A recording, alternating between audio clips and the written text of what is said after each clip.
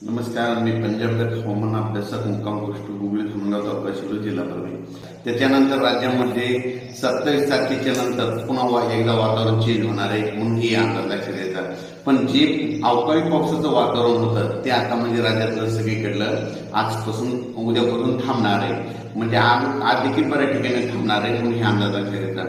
म्हणजे आजपासून जे अवकाळीचं संकट होतं ते थांबलं. फक्त आता संकट राहणार फक्त सातारा, सांगली, पुणे या भागाकडेच म्हणजे ते पावसाचा अवकाळी पाऊस राहणार आहे म्हणून कोकण पट्टीमध्ये राहणार म्हणून या अंदाज लक्षात येतं. तर शेतकऱ्यांसाठी परत एक आनंदाची बातमी. आज आहे 18 मे आणि आता मान्सूनची आता मध्ये चावल लागली. तर शेतकऱ्याला सांगू इच्छितो तो 22 मेला अंदमान बेटाव मान्सून एकदा सक्रिय होणार आहे.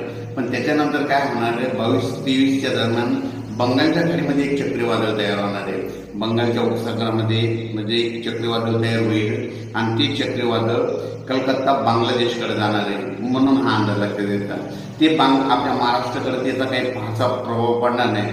बांगलादेशकडे जात असल्यामुळं 27-28 दरम्यान आपल्या महाराष्ट्रामध्ये तुरळक ठिकाणी पुन्हा पाऊस येऊ शकतो. म्हणजे 27 मे 28 मेच्या दरम्यान पाऊस शकतो.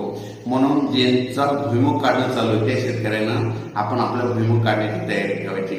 आणि एकंदरीत परिस्थिती बघितली तर राज्यामध्ये देशाचं बघायचं झालं तर म्हणजे आता म्हणजे 18 मे पासून ते 27 मे पर्यंत जवळपास आंध्र प्रदेश, तेलंगणा, केरळ, कर्नाटक, तामिळनाडू या भागामध्ये अवकाळीचं खूप मध्ये पाऊस पडणार आहे.